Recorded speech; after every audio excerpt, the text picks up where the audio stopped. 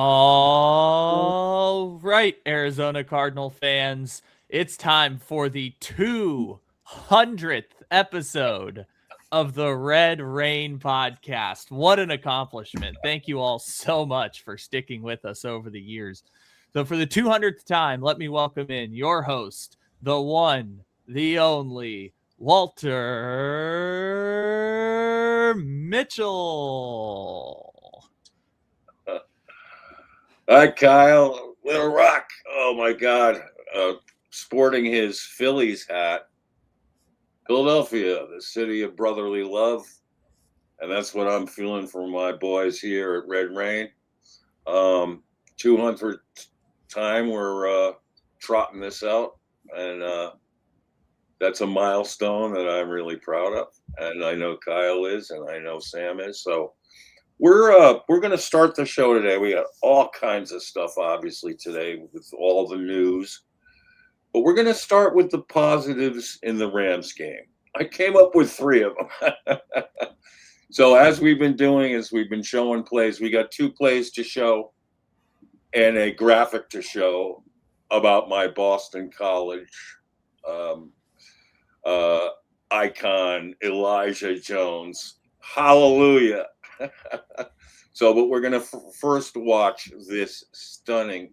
Now, the context of this play is that previously, when Wilson had beaten his man deep on a go route, we saw what happened. The ball was underthrown. It was simultaneously caught by Wilson and the cornerback. They hit the turf, and I feel like once they hit the turf, it should have been down right there. Instead, the cornerback rolled over and pulled the ball out while on the ground and got the turnover. I thought that was dubious. I think because Ty goes to the receiver, I think there's no question both of them when they hit the ground had their hands on the ball. The ball didn't come loose. So, and then in the twisting of bodies, and credit the cornerback for making that move. I mean, that was clutch on his part, and they gave it to him. So, but now we come back, and this is a showcase of resiliency from Jacoby Brissett, because this time he did not badly underthrow the ball. Look how he sidesteps that maneuver. Jacoby was getting really good at sidestepping pressure. Like the end of the game last week with his touchdown pass to McBride, he had to sidestep to his left. In this case, he sidestepped and floated to his right, and then got the requisite air and distance on this just beautiful dime of a touchdown pass that Wilson is just. I mean, it would have been interesting to know where Wilson would be if he had 17 games with Jacoby, because it's just been unbelievably great. The connection, the chemistry. Clearly they spent a lot of time together working out the timing of these passes, which is what you want your receivers and quarterbacks to do. Same with McBride. And the protection on play was good. Beach steered his man wide of the pocket. And this is the thing with Jacoby, where what you're getting from him, what we weren't getting from Kyler, is floating the pocket. I mean, not abandoning it too soon, like taking a sidestep in that situation, then resetting himself perfectly inside the pocket and boom, letting it go. And now we get the DeGuara TD, which I think is so cool. This was a nice surprise and a beautiful back shoulder throw by Jacoby on a dime. Tiptoe in the end zone. Yeah. DeGuara has caught 3 touchdowns from different quarterbacks. The first one was from Aaron Rodgers in Green Bay. The second one was from Jordan Love in Green Bay. And now the third one is from Jacoby Brissett in Arizona. Pretty cool stuff. And I hope they sign him back. He was a nice addition as a option receiving type tight end.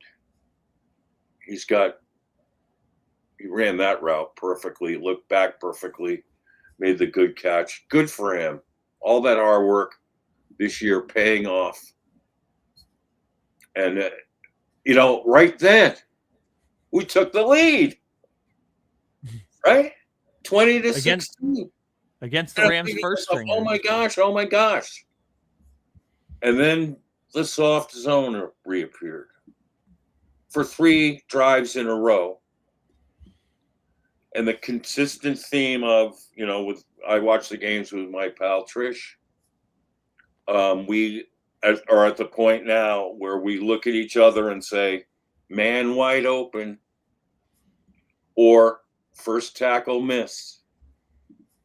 And now we're on second tackle miss when we see plays. It just was about the worst defensive performance I have ever seen from a Cardinals team.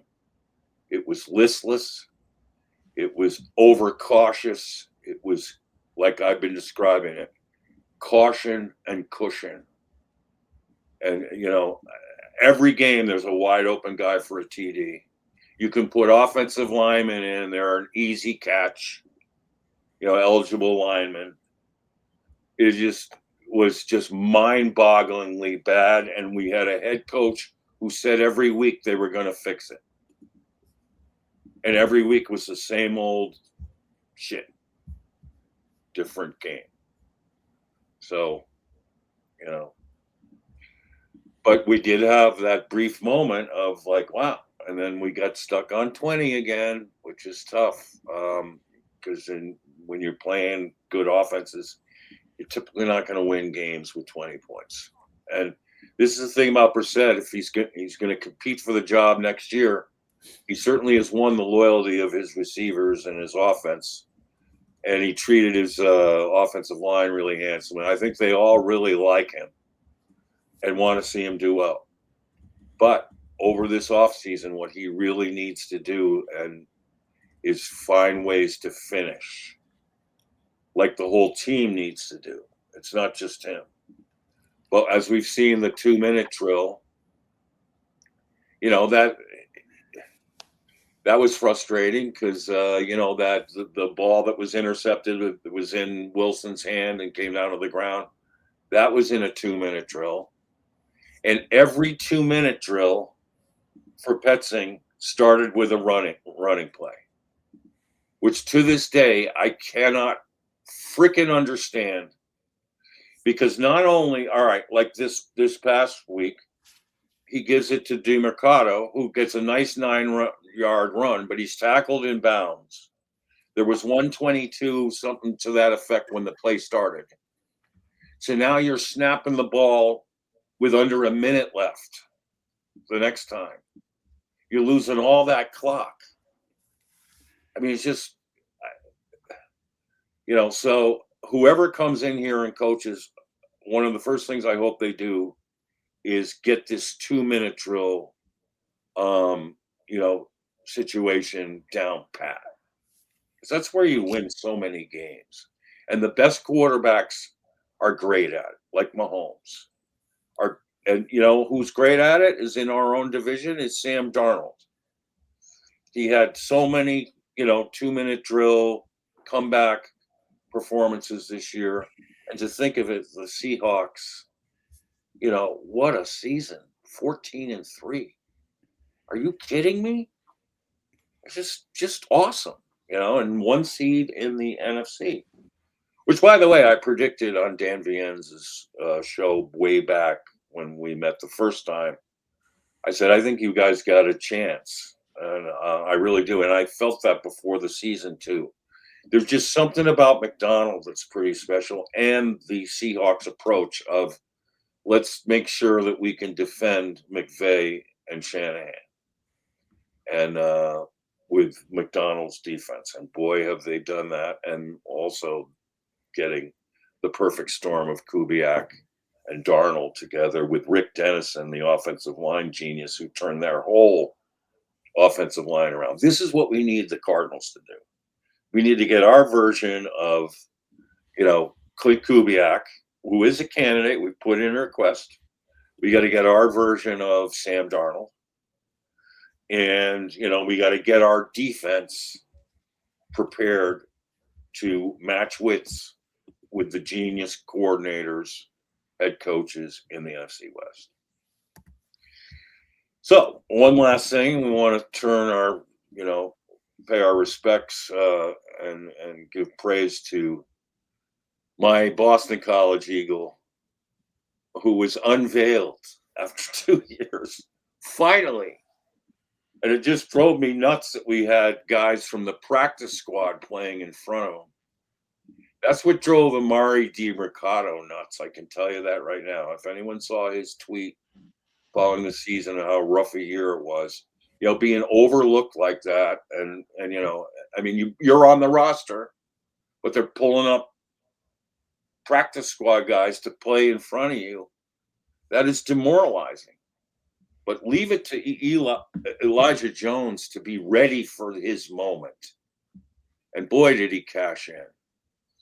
He had the 2 pass breakups, which we haven't been getting at all lately because we're not covering people well. He applied sticky coverage, got the pass breakups. He had 3 tackles, and he had an 82.3 game grade, which now he's ended the season at 82.3. And guess who's number 1? This is so fitting. Guess who's number 1 in the entire defense on the season grades? It's would it be Elijah Jones? What'd you think of him, Sam? Well, I'm a big fan of his. And like you, we've been scratching our head all season long why he hasn't had a shot. It's almost an insult to him to put him in last game of the year, but he sure stepped up and proved he's a man-to-man player. He's a tough kid. He's ready to go. And, I said previously, I can't imagine his agent hasn't called the front office and told him that Elijah needs to be let go at the end of the year, give him an opportunity somewhere else. So with the new regime coming in, maybe he'll get a shot here. I hope so. Yeah, and I just hope everybody gets a fair shot this time around. I felt like last time, like Josh Jones never had a chance from day one. They didn't even play him at left tackle. There were so many things from day one that were like, I think, orchestrated behind the scenes that were, difficult to fathom. And a lot of guys I thought were mistreated, and they pulled the plug on so many guys too early, in my opinion. And right off the bat, they just conceded that we're just going to lose this year and go into a tank mode, which this is the thing about Steve Keim that I always liked, is that, you try to retool, but you don't want to, you want to be as competitive as you can. I am totally on board with that, because there is no way a coach should ever have to look in his players' eyes and tell them it's okay to lose, and act like it the way Gannon did. He was like total Teflon, water off his back. Nothing ever seemed to bother him. I don't know if he ever needed a can of deodorant. On game days, he's the most sedentary coach I've ever seen. I don't know what he's doing except standing there observing and maybe writing a note or two.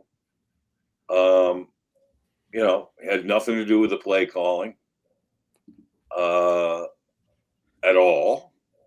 And that was convenient because, after the games, he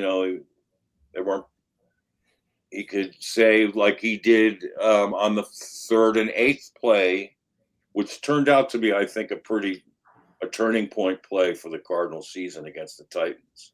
Remember, 3rd and 8. Kyler's injured. We don't know to what extent, but in the fourth quarter, he's only been 2 for 4 and does not look good and doesn't look like he can plant his back foot, or at least didn't look that way in his previous throws. And now they've taken away his audible abilities in his autonomy there in key situations. So he couldn't audible. And after, and then they ran the ball for like 2 yards and punted. And then we know they lost against, they trotted out the soft zone and lost again to Cam Ward and the Titans, their first win. Seemed unbelievable. But here's the thing, is that, you got a situation there where after the game, what you hear from Gannon is, I didn't like the call, which basically threw Drew Petzing, which he had to know by that point. You can't be so blind to the social media networks that, fans have been clamoring, and pundits like the Phoenix guys have been wanting all year to see Drew Petzing be fired.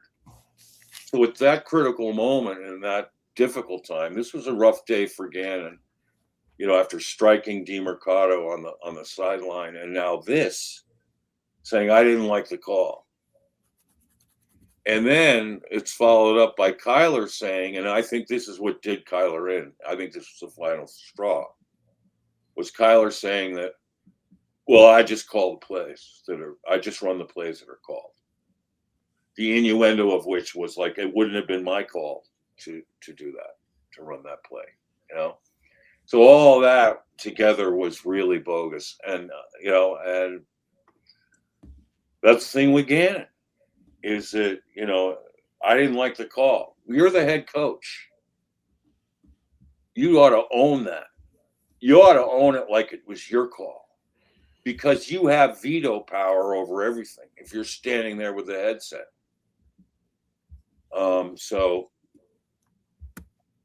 And I think at that point in the situation of the game, they were worried, that Kyler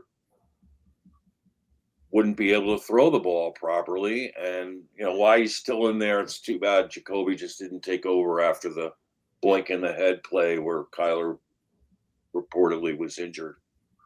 But anyway, the Gannon situation is just so mind-boggling to me because of the plan, how anyone could, and this segues into what we'll talk about with Monti Ossenfort, how anyone in their right mind, football minds, would think that competing in the NFL West, NFC West,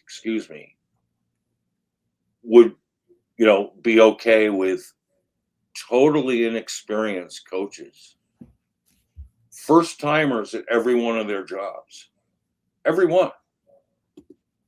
I mean, NFL times. Then they bring in the college coaches. I mean, this is just the most preposterous setup I have ever seen for a coaching staff. I mean, correct me if I'm wrong. What are your thoughts? Kyle, go to you first. How are you going to compete against McVay, Shanahan, and McDonald with college coaches and with inexperienced guys like they hire a linebackers coach to come in this year who never coached linebackers in the NFL? He was a defensive back coach. How do you do that?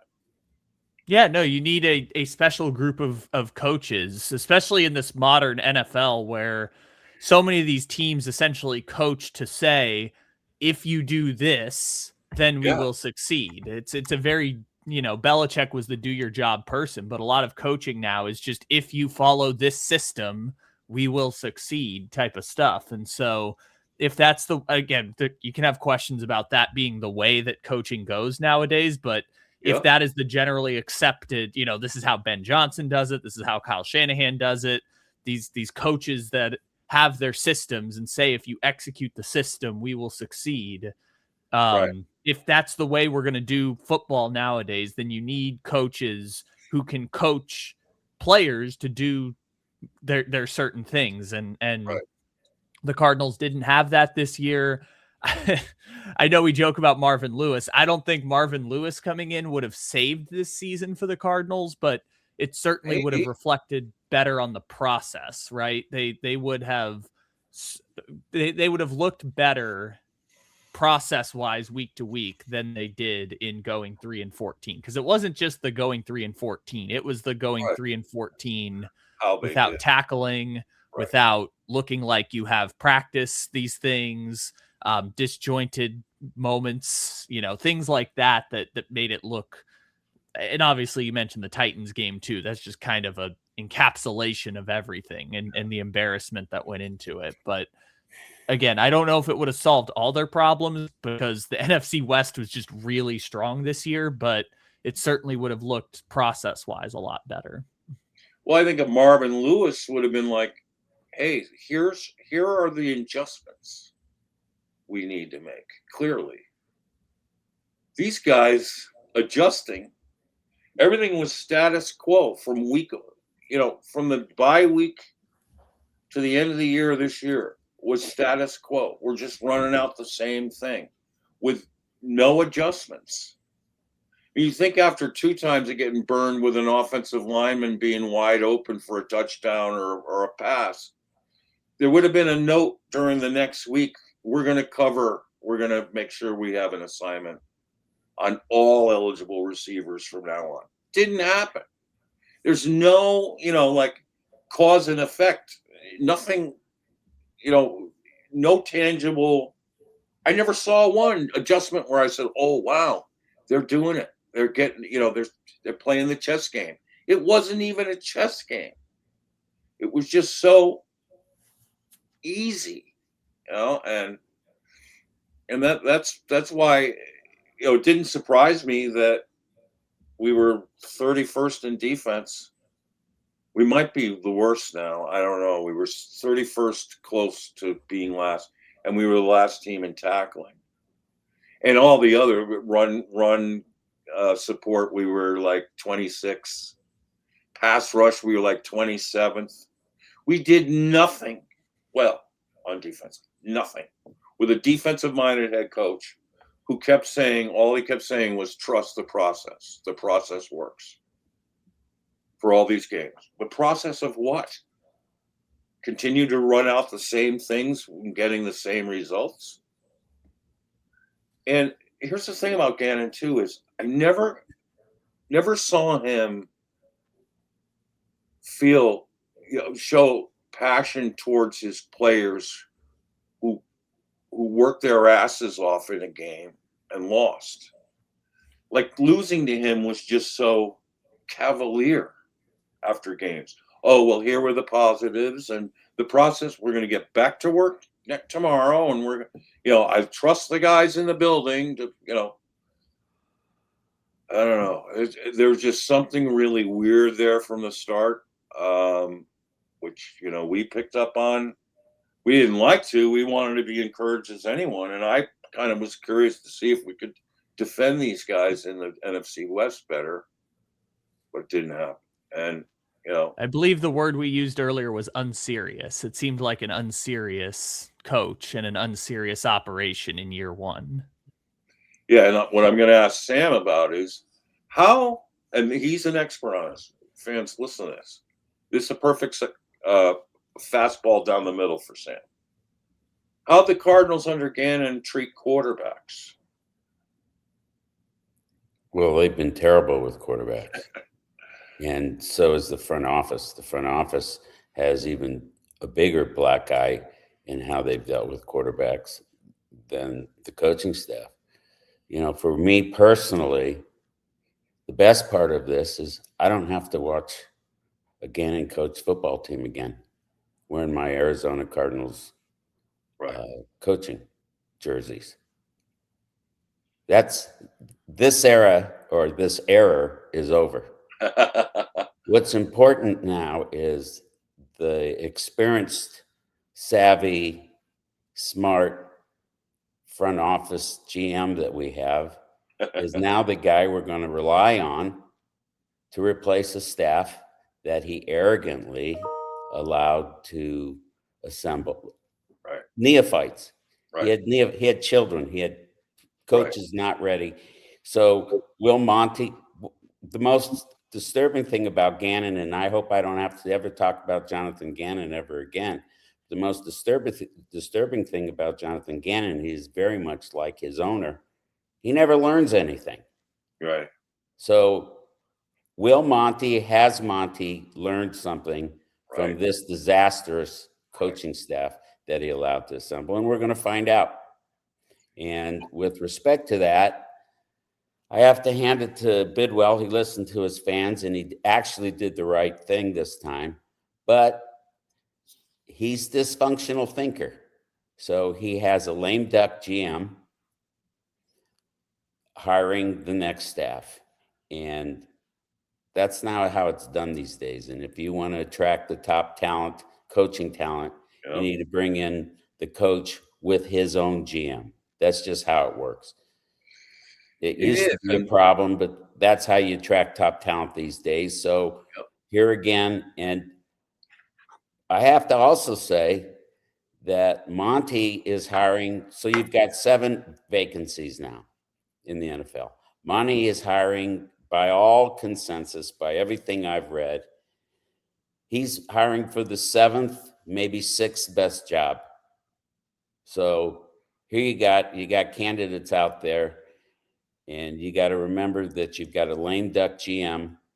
You've got serious cap problems no matter what they do with Kyler.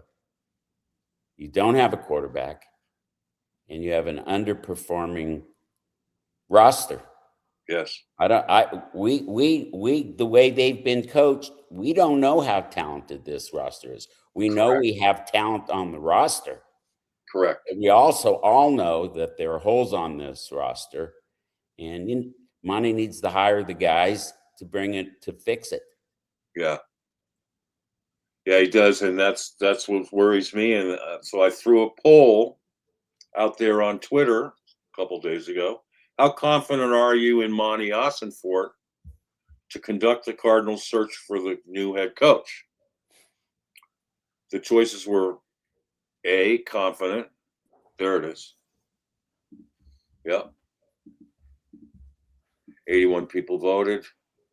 Skeptical was the overrider, but look at the lack of confidence. That's the thing.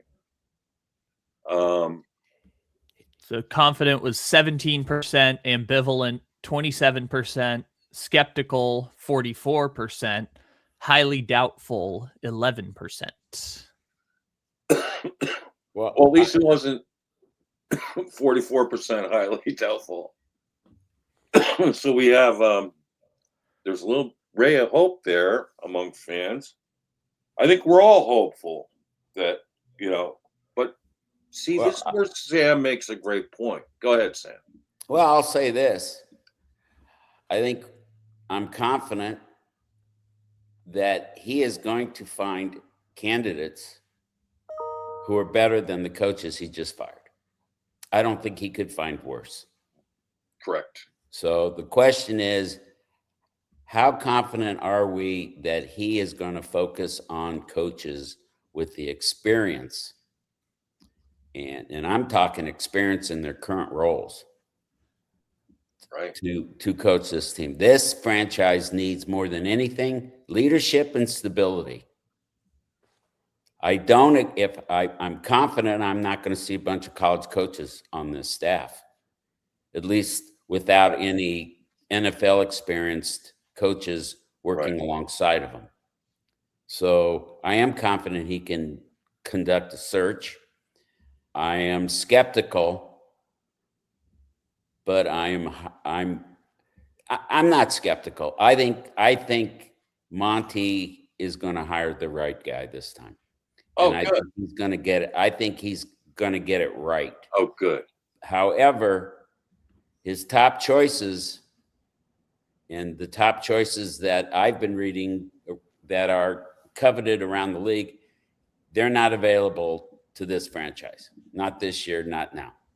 Right. And, well, let's ask this question. Kyle, how did Monty save his job? Why?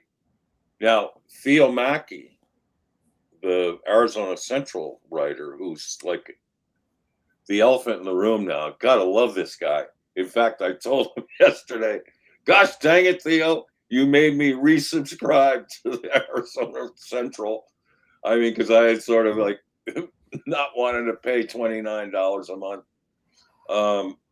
since a few of the guys I really liked left. And so, I mean, oh my goodness.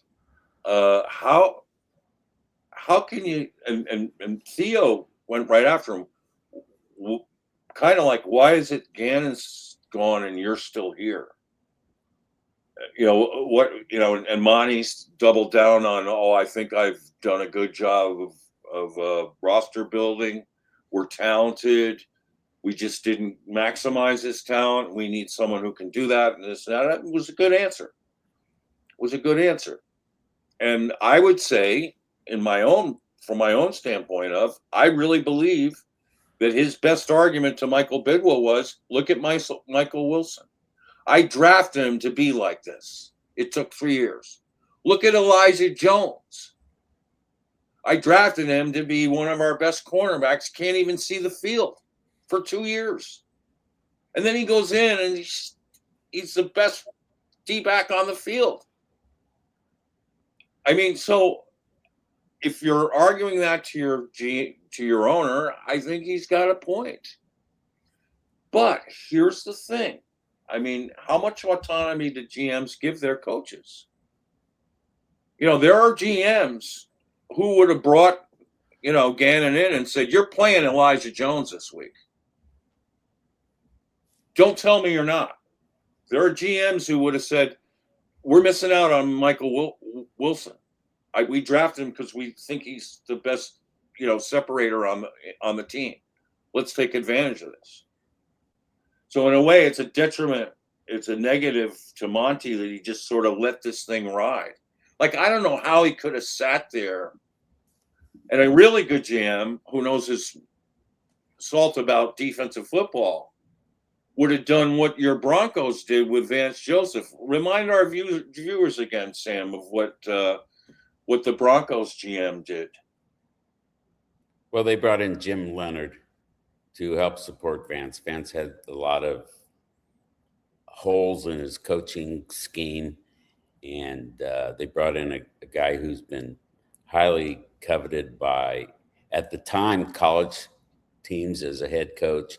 He had also interviewed with several NFL teams as a defensive coordinator. And I think if Vance leaves Denver, which I'll just say he would be foolish to do that because they'll pay him head coaching money to stay.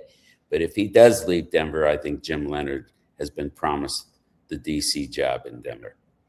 And Leonard fixed the coverage holes. Look at this for Vance Joseph coverage grades in Arizona for his 4 years. You ready? 31st, 24th, 17th, 23rd. Not one in the upper half of the NFL. And we saw it. It was still, you know, gosh dang it, can we just start covering people? Like, I don't mind if you're working your tail off and they you know, and you're covering, but you're pesky and you're covering them. I don't mind if, you know, you're going to get burned sometimes. It's just going to happen. But when you're like laying way off them, cushioning them, giving them easy catches and missing tackles and all that, it's just so uncompetitive. So finally, hopefully, we'll get someone in here who will change that at least. And his other, you know, his overall grades on defense here were 26, 25, 17, and 26, which is an average of like 25. Just wasn't getting it done. And here's my biggest bugaboo about Vance. It seemed like every time the Cardinals offense got a lead in the fourth quarter, he'd just give it right back. I mean, he was almost like Gannon in those situations. Soft coverages, whatever, wide open guys. I mean, it was just really hard to watch. Now, so here's what a good GM does in Denver. So who dropped 70 on y'all? Who was it who scored 70 on a Vance The Joseph? Dolphins. Yeah, Dolphins. The Dolphins, right? So the counter to that was, without firing Vance, we're going to get you the help to help you start realizing how you got to cover people. Because with this pass rush of ours, we're going to get home a lot, and the ball's going to be out there, and we got to be white on rice in our coverages to make this thing work. And so they bring in Jim Leonard, and all of a sudden, the combination of those two works, and it's awesome. I like Vance the person. I think he's everyone likes Vance the person. Yeah, I think he's got charisma. Yes. But I don't trust him as a football decision maker. I just don't. Although if he puts, Vance comes in, imagine if he came in with Leonard as his defensive coordinator and like Davis Webb as his offensive coordinator. That's not going to happen, obviously. And in my opinion, that would be a disaster. Why? Because Davis Webb has never called plays. I'm done with coaches who've never called plays now being my offensive coordinator, especially in the NFC West. Right. I don't want anybody who hasn't filled that role before as a head coach, as an OC, and as a DC. Yeah, we're at that point. I do get that. Although I think Davis Webb's going to be amazing, but there's a learning curve. You got to learn on the job. There's the Malcolm Gladwell 10,000 hour rule. The best ones are the ones like Cliff Kingsbury is so good at it. He's done it so long, and and he's always looking for new wrinkles. I mean, Jalen Daniels came out the other day and said, "Do you know what Cliff does in the offseason? He watches every play of every offense in the league." He says, "Who does that?" Well, Cliff does that. And we can talk about Cliff later at some point, not in this show, but because he's been let go, which is ridiculous to me, how he carried that team to 14 wins last year with a rookie quarterback, and now he's gone. But I think he's going to land on his feet somewhere. Someone said today maybe in Kansas City, taking over for Nagy as OC and now reunited with Mahomes. What would you think of that, Little Rock?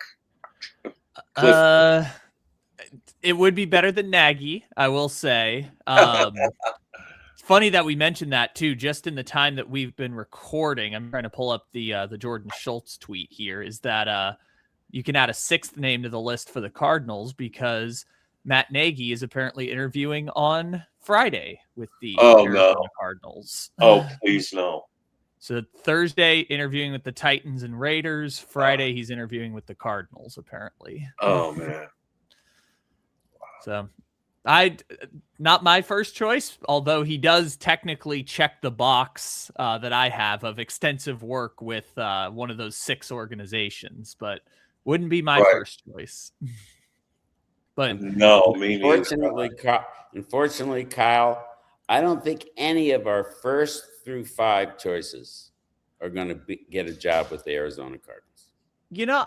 I don't know. As this has gone on, I've felt less conviction about that. Now, would someone take the Ravens job over the Cardinals? Certainly. If the Dolphins job came available, I'm sure someone would take the Dolphins job or the Falcons job over the Cardinals. But and maybe the Raiders having the number 1 pick makes that job more desirable. That's right. And the Tom Brady effect. That's right. It could be, but I was thinking about this with John Harbaugh, like the Titans, the Jets, the Giants, the Cardinals, even the Falcons, even though they have their quarterback in place. Like, I feel like all of those jobs are not, you have to have them jobs. And so I think whoever these coaches are that are going after the jobs, someone's going to end up settling in this cycle, which means you'll probably get a talented coach. And to someone like Vance Joseph, even, like, you say it would be foolish for him to leave Denver. And I understand that point, particularly for one of these poor organizations that would probably offer him the job. Like the Titans job is certainly not a good one, but I'm sure he's going to go interview for it, because if you're Vance Joseph, you probably thought you'd never get a legitimate shot at a head coaching job again. And I understand why somebody would want that second chance to show that they can be a head coach, even if it's not a good job. They still feel like, if I don't take this job, I will never get offered another job down the line. And there's just so many openings that I do think some people are going to take these jobs. Like, we can talk about candidates later too, but like, I think if Saleh was offered the Cardinals job, he would probably take the Cardinals job. And that's one of those coaches that I feel like every team is going to try and interview at some point during this cycle. And I think you're right. And that's why I am confident to a degree that Monti is going to improve the coaching staff, because the previous coaching staff, you couldn't find worse, top to bottom. Yeah. But Nagy, he lacks charisma as far as I watched him coach in the Bears, just didn't strike me as, a guy who can really rally up a team. And plus, it doesn't work in his favor this year, seeing as his OC, those Chiefs were not Chiefs. It was such a down year. It was a bummer year. And,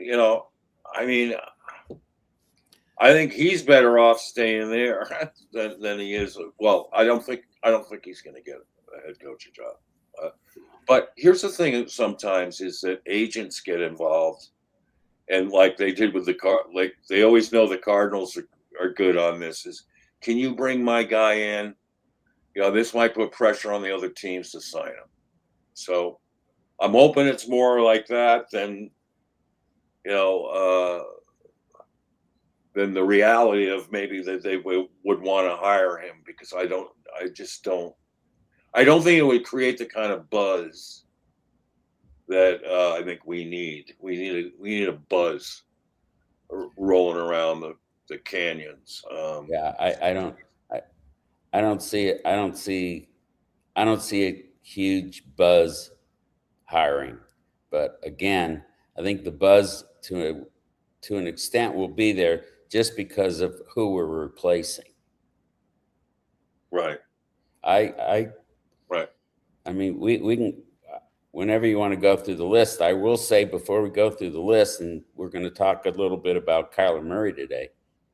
Yeah. Monti's biggest job, maybe even more important and more impressive if he pulls it off, is getting a trade for Kyler Murray. Correct.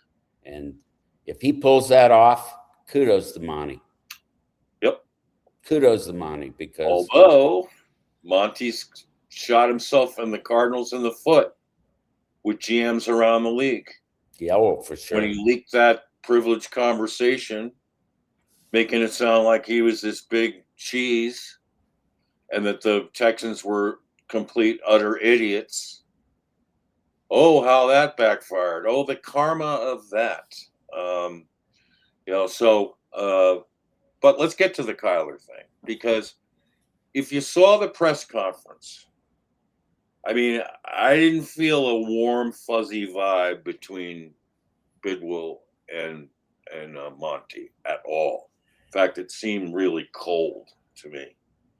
And then, and then Monti was put on the spot by Theo Mackey and others about, what's the plan moving forward? Why are you still here? What was all that? And clearly Monti pointed to, I think my draft, the players that I've assembled on this roster are better than what the coaches were able to get out of them. Okay. All right. And duly noted. But then, the question about Kyler inevitably is always going to come up. He said, well, at this point, everything's still on the table.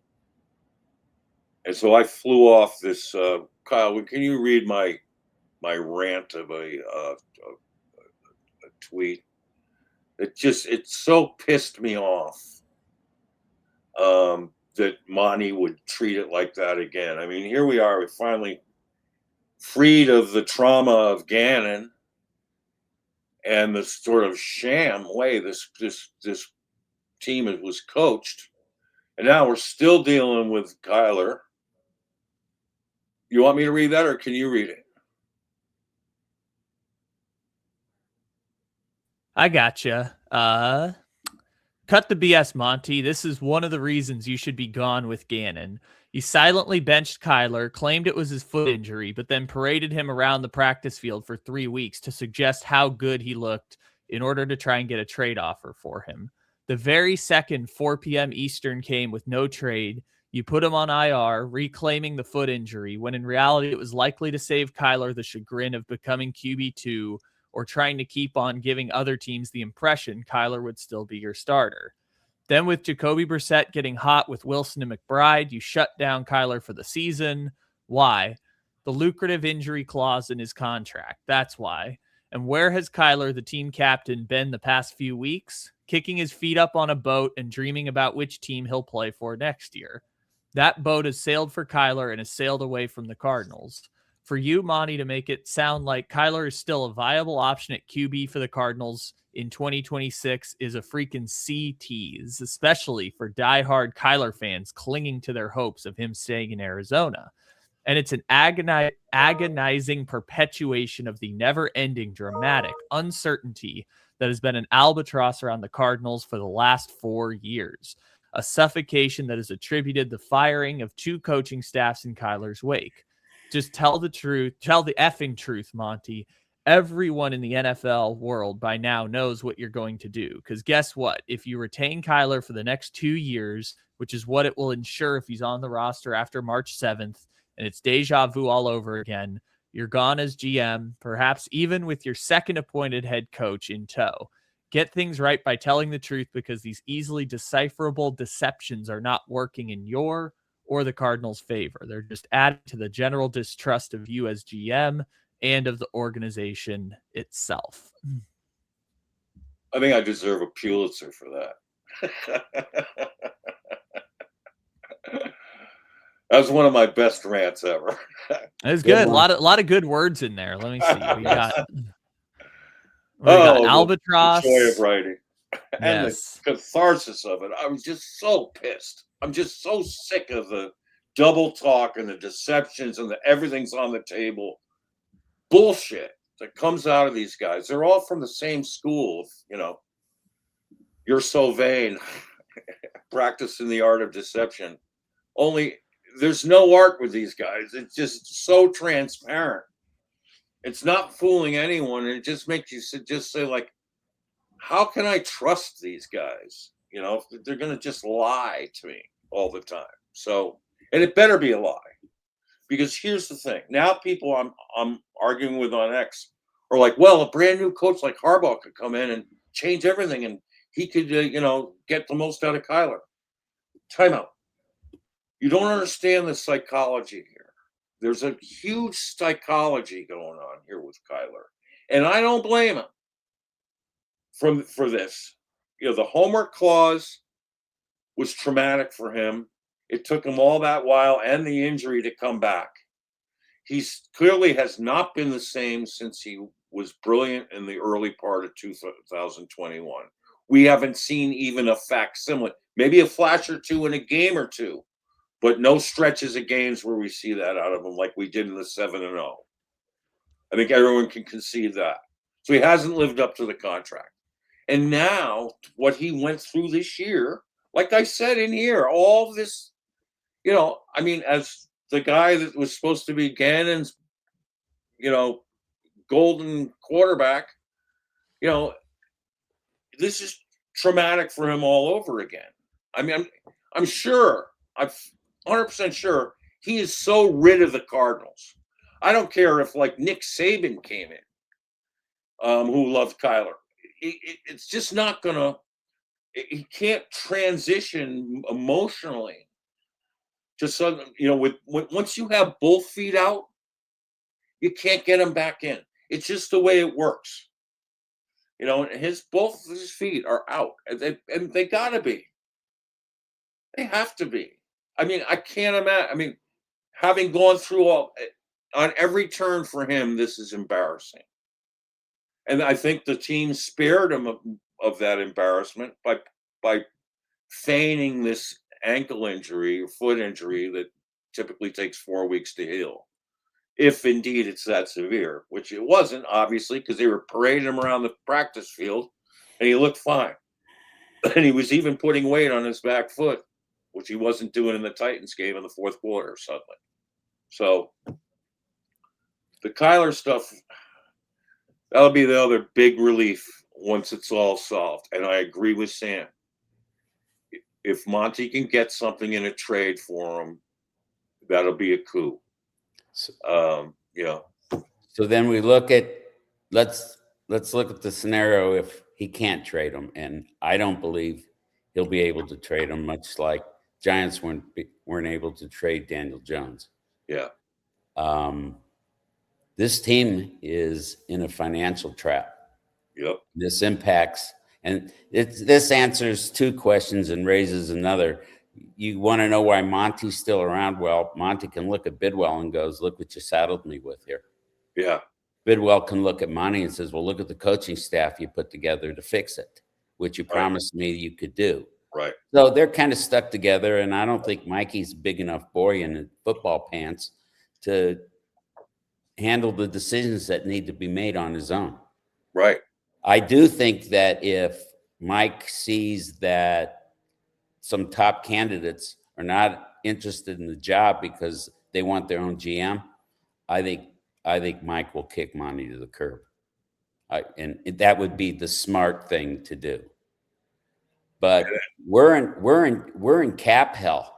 Right. We're in absolute cap hell. We're in a financial trap. If Murray can't be traded from a pure salary cap standpoint, they're better off keeping him for 26 than cutting him.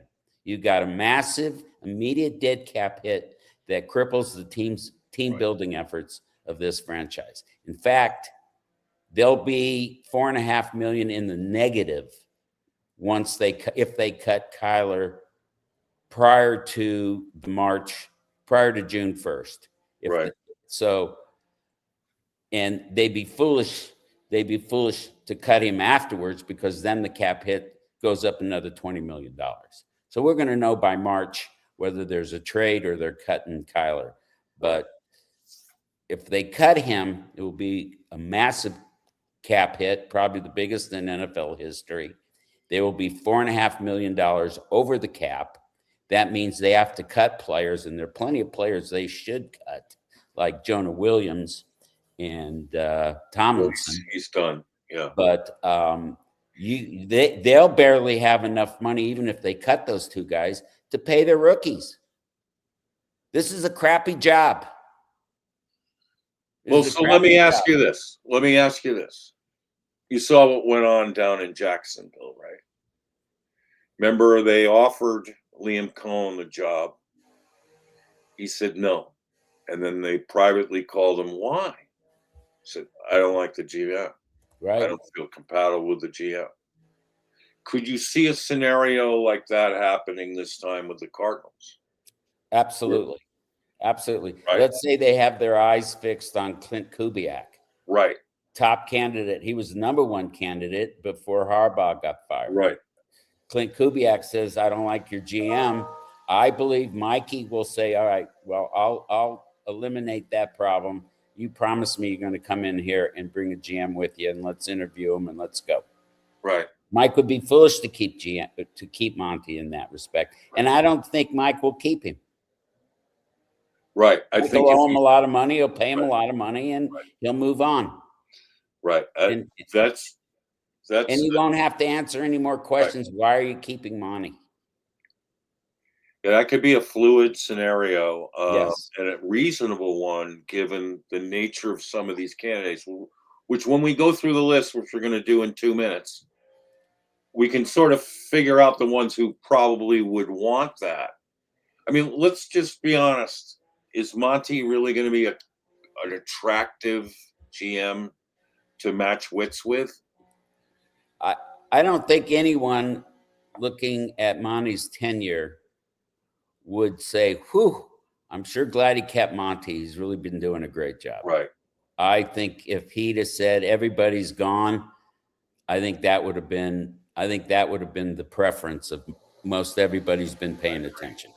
And that's where I think Bidwell's made a calculated risk, taking a calculated risk for whatever reasons. I mean, he could have fired Monty, but kept Dave Sears in his current role and has a fallback potential GM if he didn't get another GM.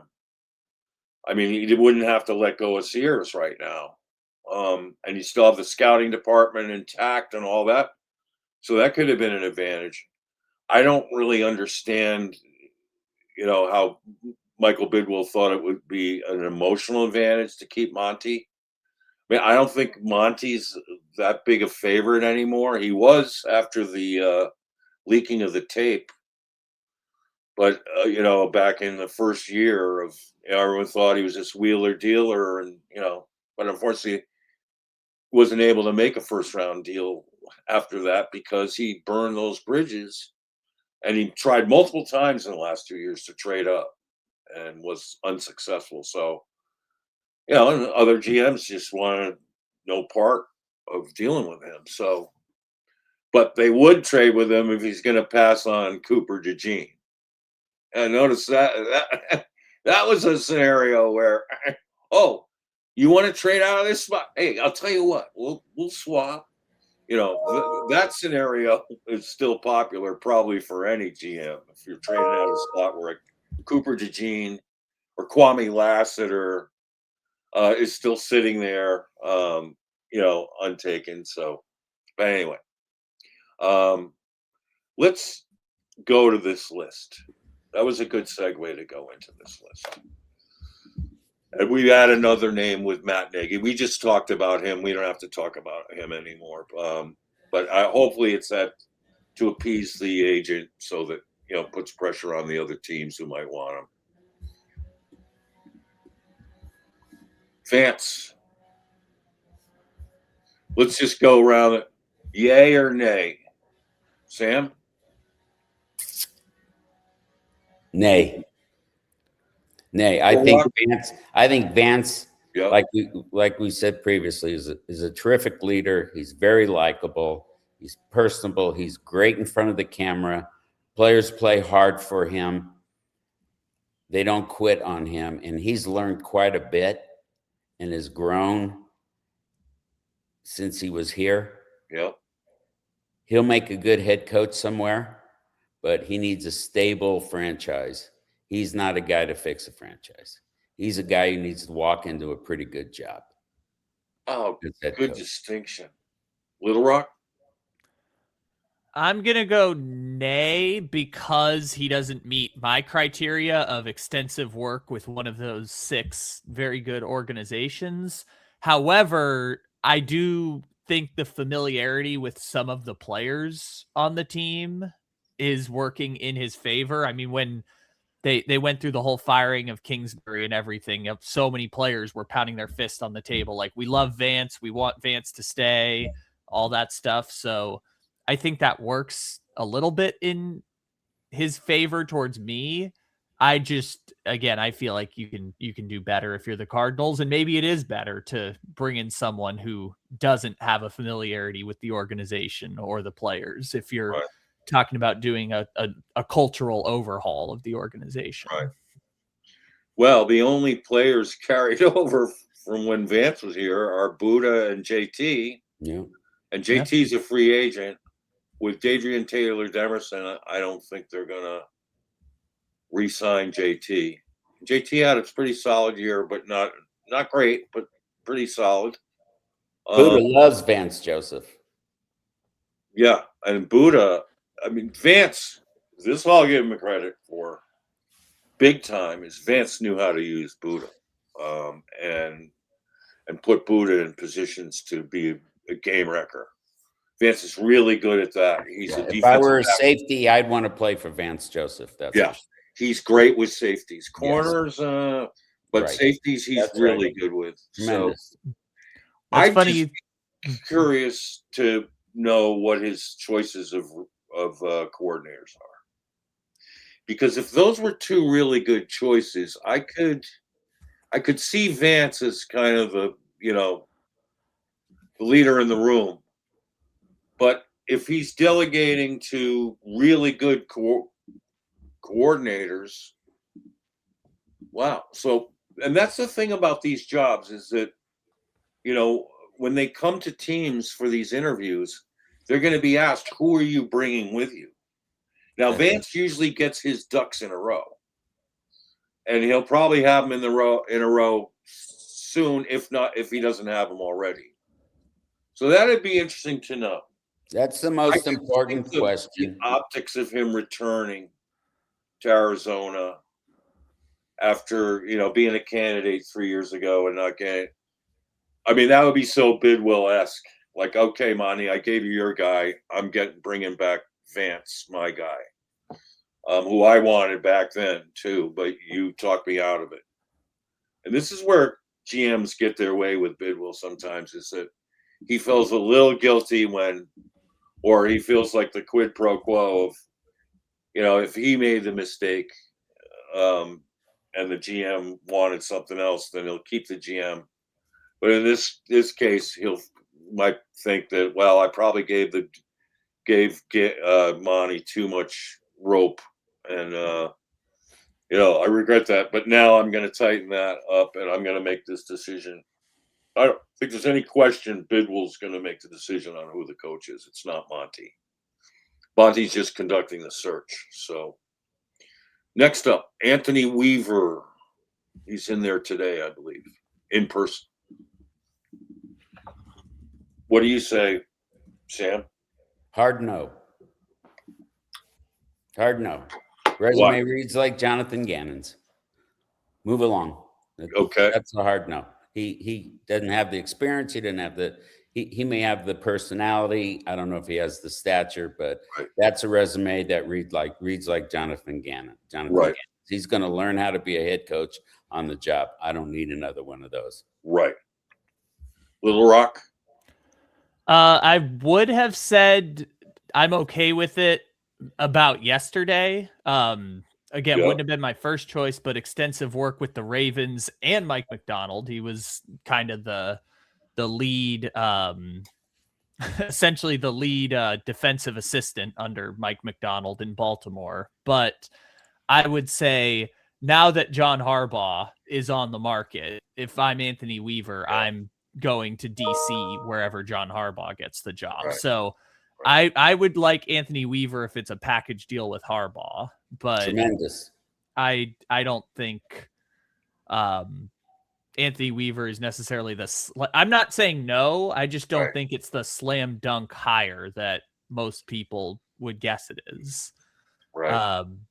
But again, I don't have any issue with the resume other than it is a first-time head coach who also doesn't have extensive defensive play calling experience except for the last couple of years with the Dolphins. Right. I mean, as is the case with Vance Joseph, I mean, this year in Miami, none of their rankings are in the top half of the league. That's right. I mean, the defense is ranked 24th. The run stopping is 17th. And the coverage is 23. Although I will say they had a pretty poor talent roster there in Miami on defense. And it didn't help that they traded Jalen Ramsey, traded Jalen Phillips, didn't have Bradley Chubb for a good chunk of the season. Right. That's true. Extenuating circumstances, but that's fair. It wasn't great. No, and a guy that was real glue for them that they missed was Van Ginkel. Mm-hmm. Who just took off when he got reunited with Brian Flores. So I'm a no on Joseph and I'm a no on Weaver, but I'm a yes on Robert Saleh. I am a yes. Sam, what about you? I'm not a fan.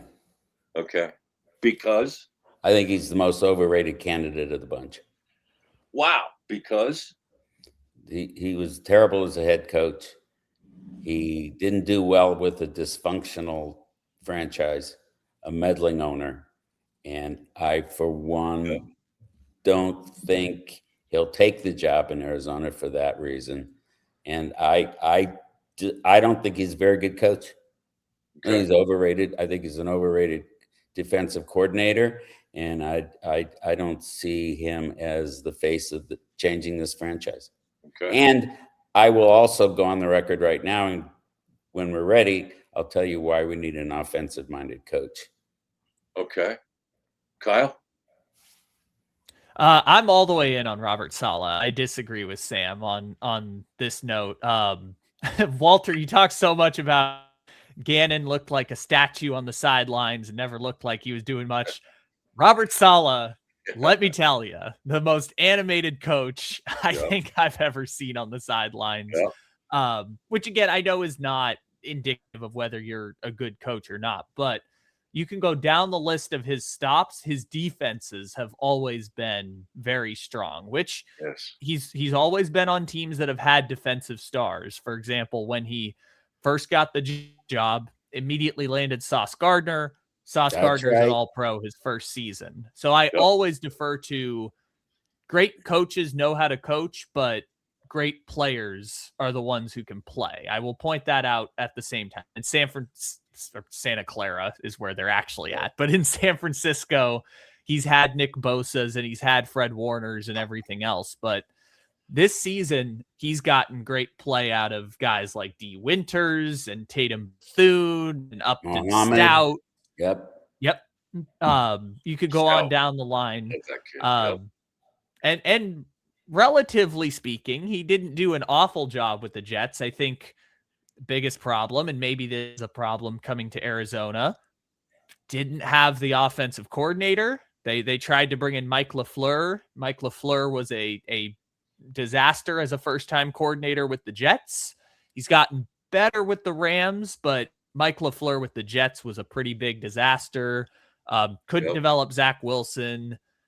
Obviously, Aaron Rodgers at the end, they had already, he never really got a fair crack at Aaron Rodgers, I'd say. That last season, they were under such pressure to win, and the GM got fired so early in the season, but was never able to get the offensive play caller and was never able to develop the quarterback. So I do think you have apprehension on that. There's no great assistant with the 49ers that I'm like, yes, he's going to go get him and he's going to come be the offensive coordinator. That doesn't really exist.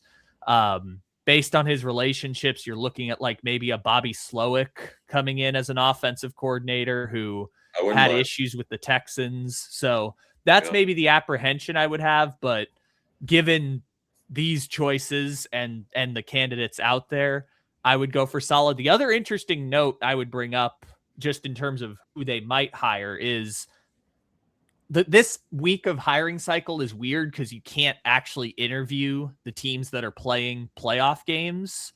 So that's why you're seeing the Vance Josephs get interviewed everywhere.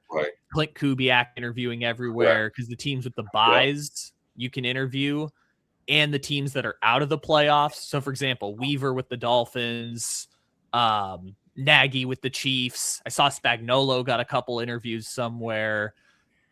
Places like that, you can interview if you're not in the playoffs or if you have the bye. The fact that they put in the request for Saleh, knowing that they can't interview him this week, tells me that they are probably very interested in what Robert Saleh has to say, given that they know they can't interview him, but they still put in the request anyways. Right.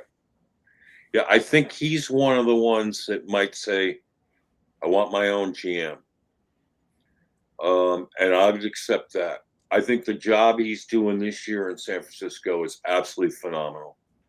He has no pass rush. It all got decimated. It's a flip side of Gannon. I mean, Gannon's defense didn't get hurt. Two guys got hurt. It was the offense that got hurt. And the offense carry was better than the defense, obviously.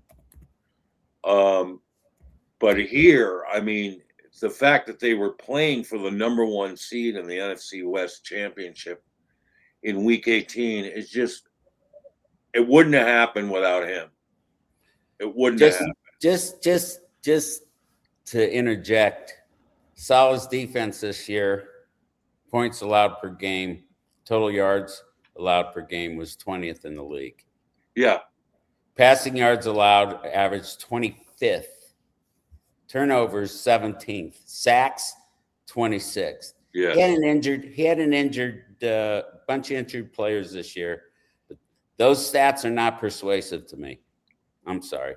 And his stats in New York are not persuasive to me. There are a few better candidates than Saleh. And again, I want an offensive-minded head coach. All right. That's my knock on Saleh. I'm going by the eye test for me and not the numbers. I see them swarming to the ball the ways the Cardinals don't. I see them tackling way better than the Cardinals.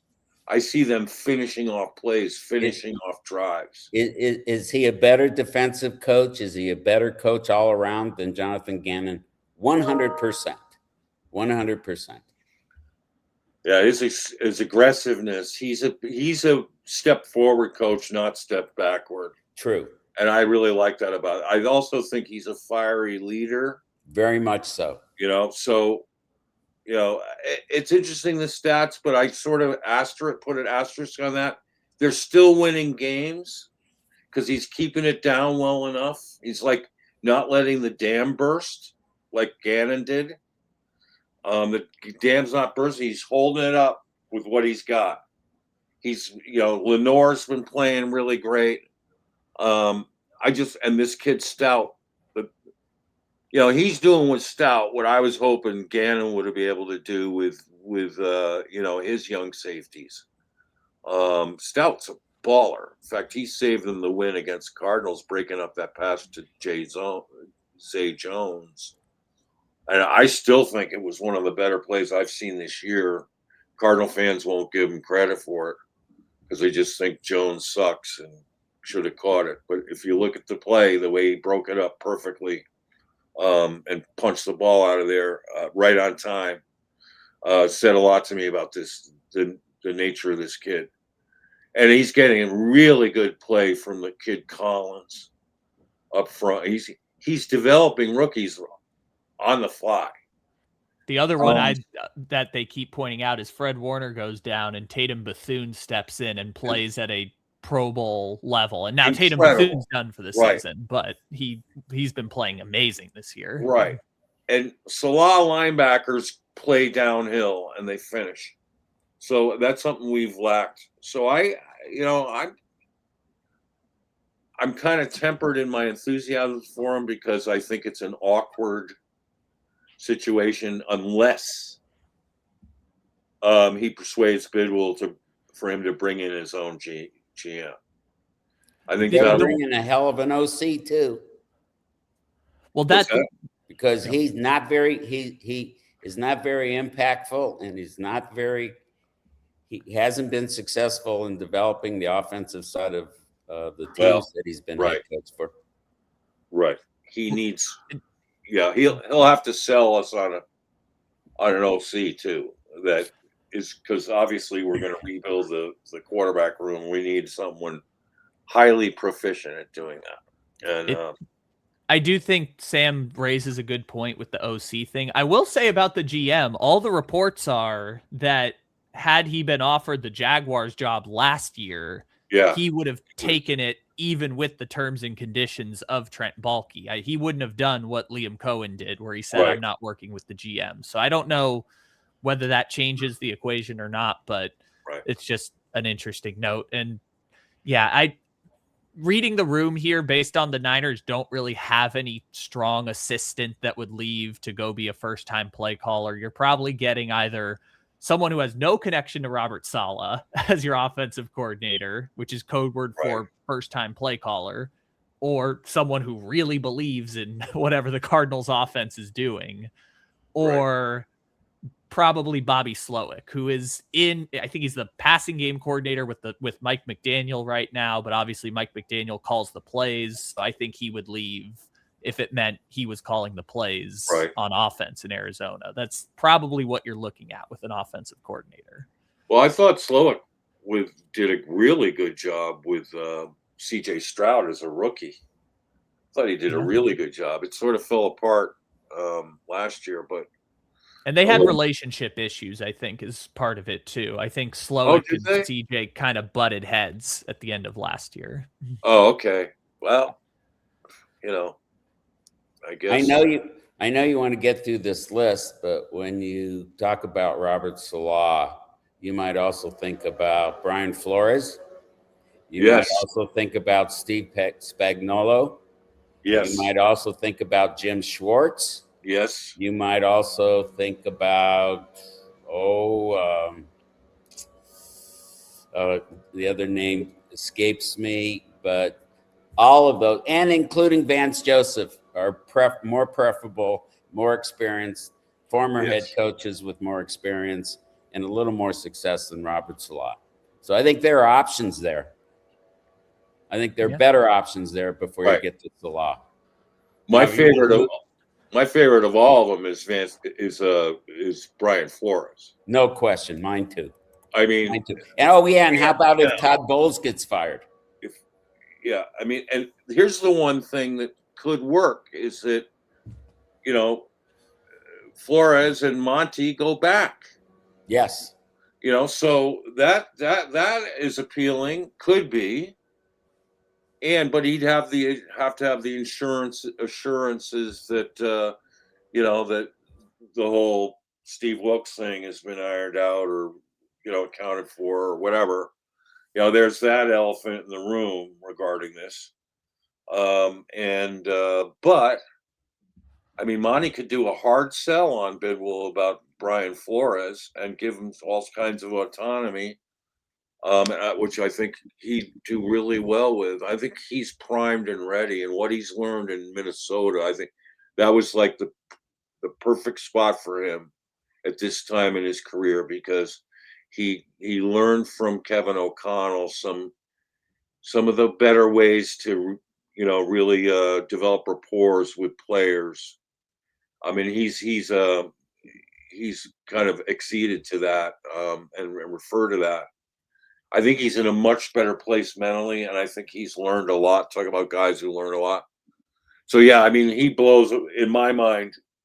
If the only guy on this list that we're looking at now that I would have to give pause to if he wanted the job was Kubiak.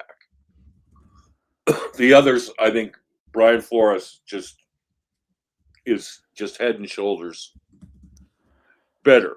And the surprise guy on there, we'll get to the offensive guys, but the surprise guy on there is Thomas Brown, New England passing game coordinator. Can you show I put his track record? I mean, I don't think this is a serious candidate, but he was the offensive coordinator in Carolina. He was the offensive coordinator in Chicago. He was the interim head coach in Chicago. He does have experience with rookie quarterbacks because he was with Caleb Williams, and now with Drake May as the passing game coordinator. I mean, he's building a resume. I'm not sure he's ready to be a head coach now, although he was an interim. BA was an interim. Maybe I'm taking it too much for granted that he's not, maybe it'd be interesting to know what he would have in mind as an OC and a DC. And the package can make all the difference. So I don't know what he has together on that, but that'll be fascinating to look at. So let's get to the two main ones. John Harbaugh. What's your take on that, Sam, on him? 2 words: problem fixed. If there is any way they could convince John Harbaugh to come in here, you step aside and you let him do his job. But he's not taking this job. He's just not taking this job. He just lost, maybe out of all the teams looking for a head coach, he just lost the job with the best opportunity for a new coach to come in. He's not going from the Ravens, which has the best front office, one of the best front offices in the NFL, if maybe not the best, a tremendous owner. He's not coming to work for Mike Bidwell. He's not coming to Arizona. If they pull that off, unbelievable. Problem solved. Well, I think the only way it happens is if Harbaugh came in and said, "Look, I want to like Belichick type autonomy." 100%. Right. And he has every right to ask for it. Correct. Especially from this franchise. Right. And if they grant him that, then you're right. That I bet on our fortunes going forward for the Cardinals to improve with him in charge and leaving everybody else out. So what makes it interesting about him, though, is that he's not a play caller. Has a special teams coordinator background. Right. But he's great at hiring coordinators. Yes. So you give confidence there. Who he's going to bring in is going to be worth his weight in salt. I mean, he has a track record. He got some really great years out of, Greg Roman, who's a kind of controversial. I thought Roman did a really good job in Baltimore, and his defense has held up really well. And then, of course, he got Mike McDonald, and too bad for him that McDonald was on the fast track out of town after the job he did that year. This guy gets it done. He's very, like his brother, he's very competitive. Peter Schrager from ESPN and like Good Morning Football America, he thinks the Cardinals have a shot at Harbaugh because, as he put it, and the financial thing can be worked out because of what portion the Ravens are going to have to pay. And I think his salaries this year is $18 million, which is on the near the top end. So, because he got fired, it's the Cliff Kingsbury scenario. He can go take another job and make the balance. Like, Bidwell could give him 10 a year, and the Ravens would have to pay 8. That's just the way it goes. It's an expensive decision on their part. Yeah. And I wonder who they're going to replace him with. And I also, just as a side note, Kyle, I want to ask you about this. This poor kicker, Loop. I mean, yeah. Mm-hmm. That's just so brutal. I mean, and he's been getting death threats. He's been being harassed by Ravens fans. And to think, not only is he heartbroken, he missed the kick and it lost them the chance at the playoffs and winning their division. Now it cost the head coach. I mean, we're not even talking about this if they're still in the playoffs, right? Are we? I think it would be delayed. I do think if they had lost in the wild card, they probably would have made the same decision. Just because you look around and you just say, we have the talent, clearly, we have the quarterback, we have had the coordinators in the past. If we're going to improve, I don't know what you do if you're Baltimore. So I understood why they did it, but for it to go that way with Loop is brutal. I mean, we talked about it with Chad Ryland, how kicking is such a mental thing, how, Younghoe Koo goes from he can't kick to he's a all-pro kicker to now he can't kick anymore. Or, 10 years ago, Nick Folk was the punchline for bad kickers, and now Nick Folk is 40 years old and still an all-pro. This is just an awful scenario, and the mentals are probably just all the way off for him. I can't remember anymore who the Bears kicker was who had the double doink, and he kind of had similar situation go on where he was going on Good Morning America and talking about his mental health. I mean, Loop is probably going to end up getting cut just because the scapegoat. Exactly. Scapegoated, the vitriol. Cody Parkey, I think, was his name. It was Cody Parkey, I think, was the kicker for the Bears. But it's. Go ahead, Sam. Well, I feel terrible for that kid, but clearly John Harbaugh didn't lose his job because of this game or because they didn't make the playoffs.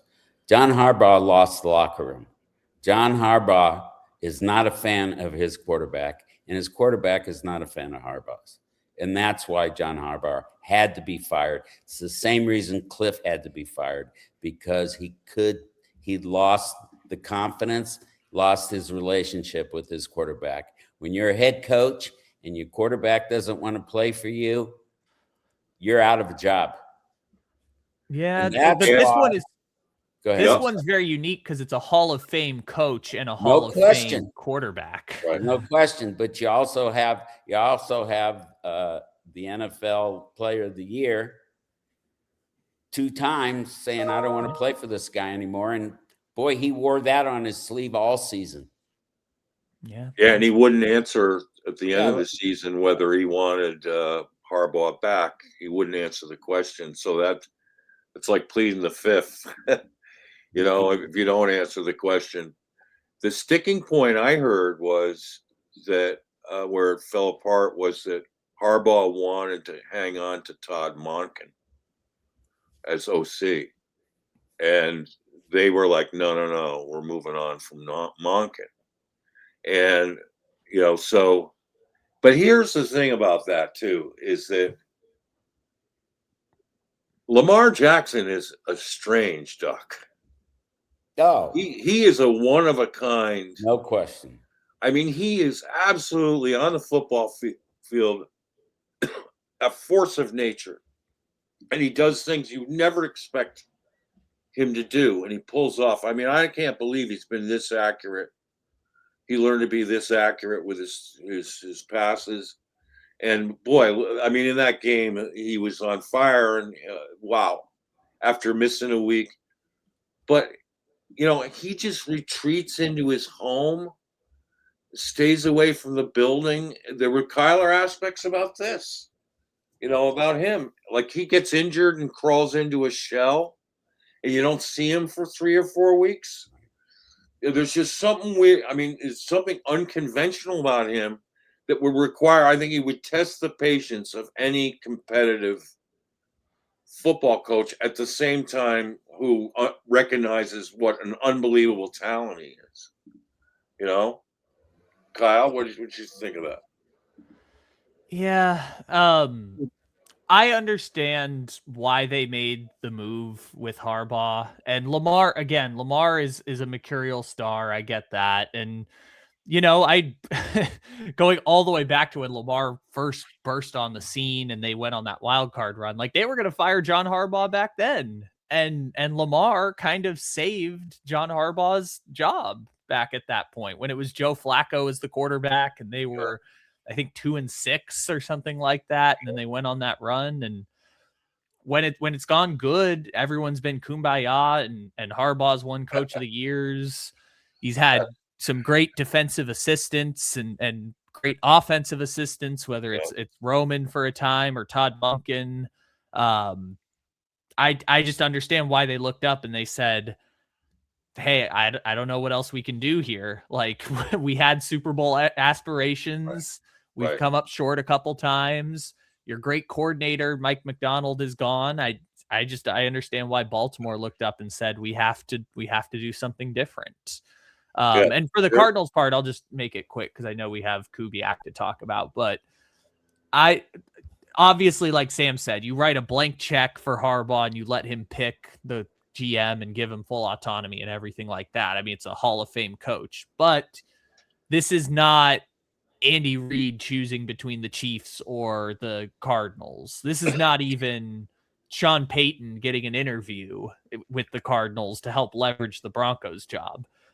Diana Rossini, this is a completely different situation. Diana Rossini was reporting 9 teams have reached out about John Harbaugh as their coach, and there's only 6 head coaching openings at this point. It's being reported right now. It's going around on Twitter. The Dolphins are aggressively pursuing John Harbaugh, despite Mike McDaniel still being their current head coach. So John Harbaugh is going to have his pick. Yeah, it won't be 9 different Arizona. jobs. No, and that's Won't be right. Arizona. And there will probably be another coach, and Mike McDaniels might be one who's out of a job because somebody's moving somebody out of the job in order to bring in Harbaugh. So I expect another candidate out there. And I love Mike McDaniel. Me too. I love him. I'll tell you this, if I were the Buffalo Bills and I lose this weekend to the Jaguars, I'm firing Sean McDermott on Monday and I'm hiring John Harbaugh on Wednesday. There you go. John Harbaugh? Oh, wow. There you go. If I'm There you Buffalo, go. I certainly am. Not There only you you can go. get the coach of your rival, but you can make a perceived upgrade. I'm making that. If they lose, obviously. They might go on a run to the Super Bowl, but if they lose, I'm making that decision the day after the season ends. I think that's a pretty sharp observation, Kyle. Yeah. All right. So we're going to get to Kubiak and my surprise candidate after that. But to put a cap on Harbaugh, I think you could argue that with Mike Tomlin, no coach in the NFL and Belichick, those 3 coaches created a culture for winning. Unlike, they have a sort of par excellence when it comes to building cult. Like he turned it the Ravens way. There's the Patriots way. When you come in a Raven, they coach you right away how to be a Raven. That's why I think there was some conflict with Lamar, because I think in certain ways Lamar was compromising the Ravens way. And it's terrible because he's your franchise quarterback. Just in some of the way he handled himself, and where you have to make exceptions for. Like that's the problem I always had with DeAndre Hopkins, is having to treat him like no one else on the team. That bothers me, and I think it would bother any coach when it comes down to that. But that's it. I mean, I agree with you guys. If he were a viable option in Arizona, which I don't think he is, you'd give him the carte blanche, get him in here and say, take over. And I'd feel 100% confident doing that. So now, let's hear from Sam the argument, and I think this is a really profound one for the Cardinals, because he knows I've been championing for defensive coaches, although I may surprise him later, because I'm coming around to his way. But Sam has this to say about why we so need the offensive, get back to having an offensive minded head coach. Well, I think not only do we need an offensive minded head coach, we need a coach with prior head coaching experience. It's never gone well with first time coaches in Arizona. Right. Monty, more than anyone, needs a head coach who knows what the hell he's doing and has done it, and has done it before, and has learned from mistakes, and can stand up to and dismiss a meddling owner. So we need leadership and stature, and we've talked about this before. A defensive head coach has to nail their offensive coordinator hire. Yes. And if that coordinator is successful, he's gone. Right. They're gone, and they're going to be hired away as a head coach somewhere else after a season or two, leading to the offensive instability this team needs. This is an offensive-minded league, and we, more than any franchise, are in an offensive-minded coach division.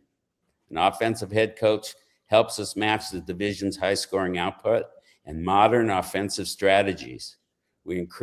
This league is increasingly focused on high-powered offenses. More importantly, this team needs someone to develop a quarterback. Yeah. Whether it's this season or next season. Right. And this team is gonna ride with a young quarterback or a reclamation project, and they need an offensive coach to make that successful. They can't trade. I don't even want to get into the Kyler Murray impact on that and the impact on the cap. But we need an offensive coach, especially in this division. So that rules out Kubiak. Well, who are your guys? Well, that's my one exception to the prior head coach. He has enough experience. He's been around the league Right. He's been around the league with very successful regimes. He's a coach's kid, like McVay, like Shanahan. He loves it. He understands football. He's been very successful wherever he's been. Right. I mean, and if John Schneider hires him as OC, and frankly, if Kubiak brings in the current kid who's the DC in Seattle, who hasn't been to DC, he hasn't called plays as a DC, which is a big no-no for me. If Kubiak says, no, this is the right guy, I would even ride with that. But I think Kubiak will bring in a much more experienced, qualified DC with him. And he brings in the whole offensive staff. He's got Rick Dennison, who's the running back coach and the passing coordinator. He's got a very good staff he's going to bring in with him. And really what I like about Klint Kubiak, he just kicks the shit out of Seattle's future. And I love that. Yep. That's a big hit. That's a big hit for John Schneider and that franchise. So he's my lone exception of an offensive-minded coach who hasn't been a head coach. I would be thrilled to have Kubiak. The issue with Kubiak is before Harbaugh became available, he was the number one option, according to all the NFL.com, et cetera, for a head coaching job. I don't know if we can land him. Yep, true. See, I think he's got the head coaching gene in his DNA. Absolutely. So, and he can fall back on his dad for advice anytime he wants. Plus, look at this interesting twist, okay? Plus, if you get him in Arizona, right? And let's say, right now, it's even with the third pick, it doesn't look like the stars are aligned for one of the top quarterbacks to be there. No. Right? So, I think what you do is you pivot and take one of those just A-plus pass rushers, edge rushers, Bain or Bailey at 3. Not a tackle there, please no. And because they're not BPAs. The tackles in this draft are good, but they're not sensational. There's no Wirfs in this class. If it was Wirfs, you'd take them. But there's no Wirfs in this class. But you got premier pass rushers. We whiffed on Will Anderson Jr. It's time to get serious about our pass rush. So, but then later on, you draft someone like Drew Allar in like round 4 or whatever. And so now you got a QB2 at least minimum, or maybe he has the upside like a Tyler Shuck did to come in here and play well as a rookie. But think of this. You wouldn't think that the Manning family would embrace the Cardinals, but if Kubiak were head coach, that would be a totally different story, wouldn't it? Thinking ahead to the 2027 draft. Can you imagine Archie Manning in Arizona and with Kubiak as coach? And that's why you need an offensive-minded head coach. That's a great response to that. So let me ask you this: if not Kubiak, who are the offensive coaches with experience you'd want the Cardinals? Now we have Nagy. He's done it, right? Yep. So, but we're not that high on Nagy. Who else do? Josh McDaniels? No. Josh McDaniels is a great OC. Right. He's proven too many times he's not a head coach. Right. He's not likable. He's just not likable. His players hate him. Well, that's changed. Well, he's very popular, and he's always been popular with the Patriots. But as a head coach in Denver and with the Raiders, he not well liked. The easiest way I could phrase that is he's not really a leader of men. That's right. Excellent play caller, excellent with the schemes, is not a leader of men. Has proven time and time again to not be. And he's always had problems with the staff he hires, getting along with the staff he hires. Well, and here's the thing. He comes from the Belichick tree. Yeah. The Belichick coaches have all had their reckonings as when they go to other places, because there's only one Bill Belichick, and you got you. I think for these younger coaches to try to do what Bill did in New England is a mistake. I mean, because modern athletes have changed. I mean, Belichick's learning this every day down at North Carolina. I mean, it's not what it used to be. When you could tell a Teddy Bruschi, you're showing up every day at 7:30, I'm going to fine your ass. I mean, or this sort of tough ass stance you take with players, and no days off, and this and that. That wears thin on a lot of players today. So when these guys came in as head coaches in the coming from the Belichick tree, that's all they ever knew. I mean, Brian Flores, he's done a lot of evolving since he learned what he learned in Miami.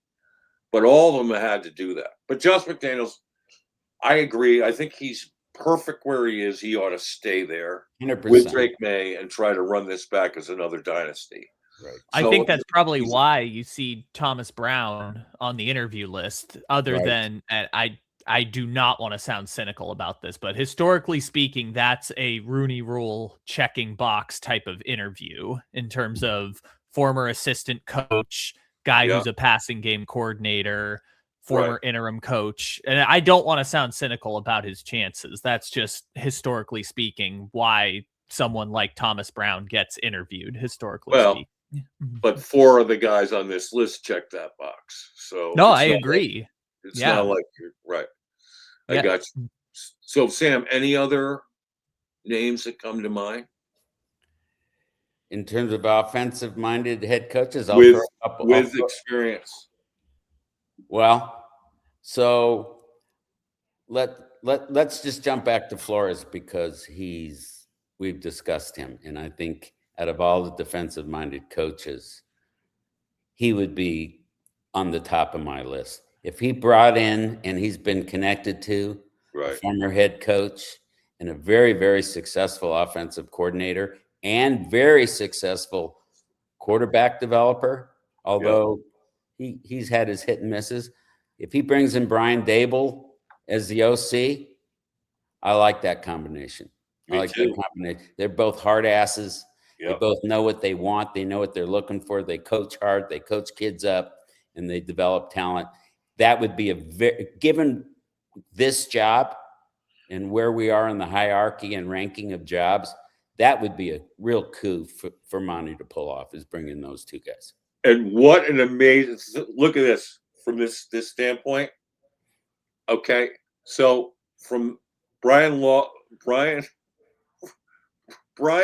Flores is, a civil suit against the NFL, civil action suit. One of the examples he gave of this whole Rooney Rule being a total bullshit farce was that Belichick called him or texted him, "Congrats, you got the Giants job, Brian."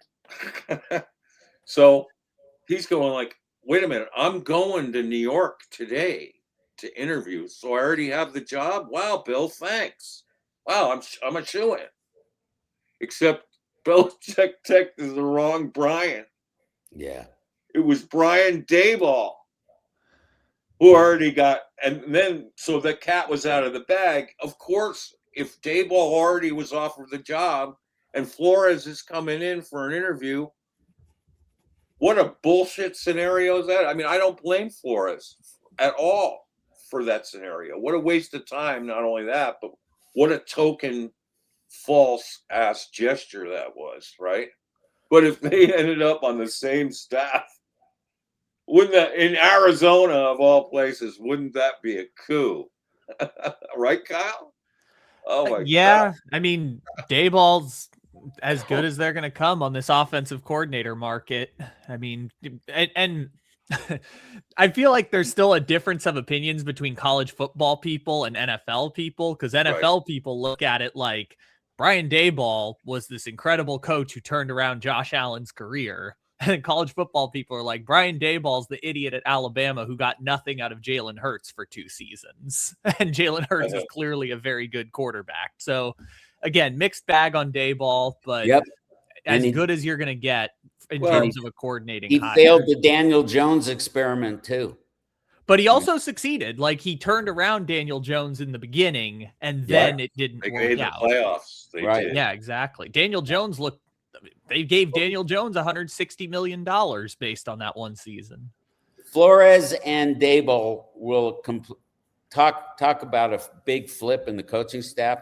Probably the most experienced coaching staff replacing the most inexperienced coaching staff.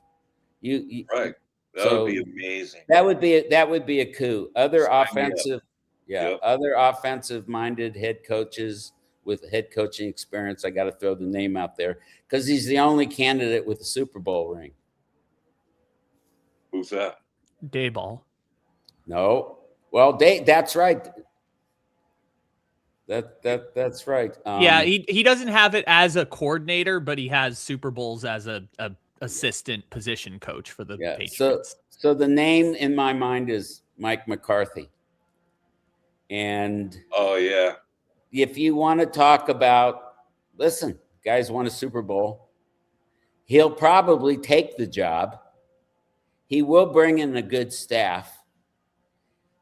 He has enough experience and stature as the guy who's been through it. Listen, he worked for Jerry Jones for years. If he can handle Jerry Jones for a few years, he can certainly handle Mike Bidwell. He dominate Mike.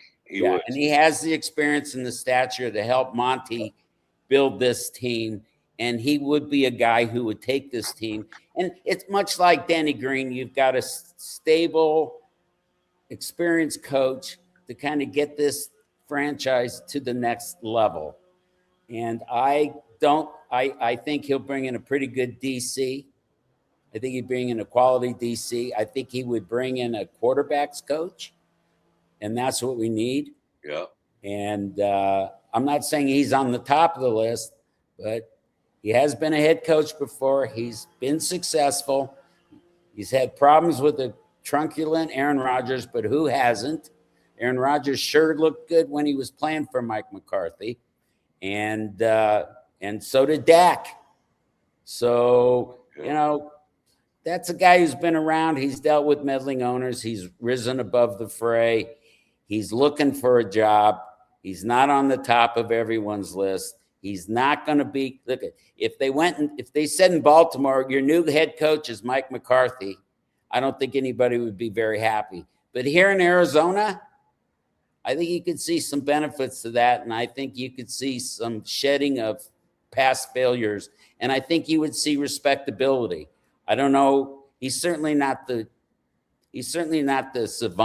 offensive savant that we have in this division in terms of offensive coaches, but it's not an embarrassment, and he's not some guy with a 2-year resume who may be the next, I don't know, or Liam Cohen. So I'm just throwing that out there. And then the other name, and I don't even want to throw it out there, but he's very high on everyone's list as a head coach, is Kevin Stefanski. Yeah. I do have one more that fits Sam's billing of Super Bowl offensive play caller and head coaching experience in the past, which I haven't heard his name much, so maybe he's kind of worn his welcome out. But Doug Peterson also. And Peterson. Yeah. Doug Peterson. Yeah. I don't know what, Jacksonville turning around immediately after he left. Maybe people are kind of soured on him, but he's out there at least. Super Bowl winning. That's a great thought, Kyle. And he is tied to Mike. He's tied to McCarthy. And there's your quarterback coach right there. Oh, interesting. So you would say kind of like a package deal potentially. Yeah, I think McCarthy's going to bring in a strong, experienced staff. I was even saying Doug potentially as a head coach option. Yeah, no, I understand. But I don't know if he's going to get that chance. And maybe he should get that chance because he was a hell of a coach in Philadelphia. But he would be a good quarterback coach, regardless of what happened in Jacksonville. Yeah. And given the Balky situation and when he was there with the Jags, and then the aftermath of Urban Meyer and all that, that was a tough situation for him to come into. And he did some good things early. I wouldn't be averse to that at all. I've always I prefer him over McCarthy, actually, but because there's just something about McCarthy that bugs me. Yeah, me also, too. Also, it'd be the irony of McCarthy, who lost his job because of Josh Rosen. Right. Right. Oh, these stories that line up for the Cardinals. And maybe that was why he refused an interview with the Cardinals. He's not a big fan. But yeah, those are guys. I'm just gonna end the show with one thought that I've had that it might be a reach, but I don't think it is. Is bringing back Klayton Adams as head coach. Now he doesn't have any head coaching experience. I get that, and he's not going to call plays. He's going to coordinate the offense. And so he'll coordinate the plays with an OC, which is what he's doing right now as OC in Dallas. If people have been paying attention, they had a kick-ass year in Dallas offensively. They're second in the NFL in yards at 391 per game. The only one better was the Rams at 393. I mean, and Dak Prescott had one of his very best seasons. They were a balanced offense. But the thing is, and here's the thing about Klayton Adams, is his whoop-ass philosophy is, I think, the competitive edge the Cardinals need. And I think the Cardinals players would be elated if he came back with that carrying over to all three phases of the football team, not just the offenses. That we're gonna play kick-ass football.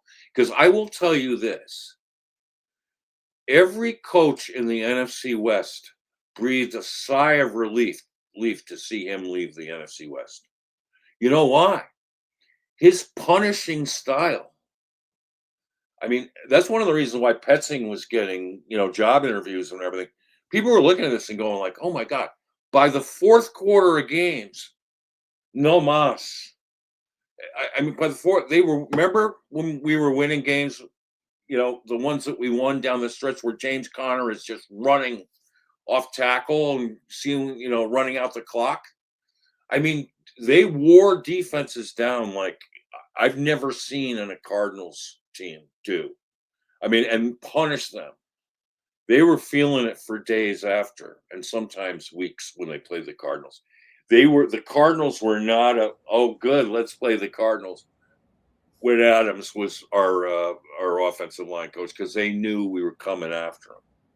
And I think if he brings two experienced coordinators with him, I mean, the guy that he's been hobnobbing with in Dallas, Ken Dorsey, who's the quarterback's coach, who did a great job with Dak this year. Dak had one of his best years, maybe top 2 or 3. He's also, Dorsey was involved in the Cam Newton development in Carolina. He was involved with the Josh Allen. He's a guy that's a little controversial because he's emotional and stuff like that. But the two of them together, in Dallas, he was the passing game coordinator, and Klayton was the running game coordinator. So the two of them were working in unison, particularly on play action passes. So they already have that dynamic together.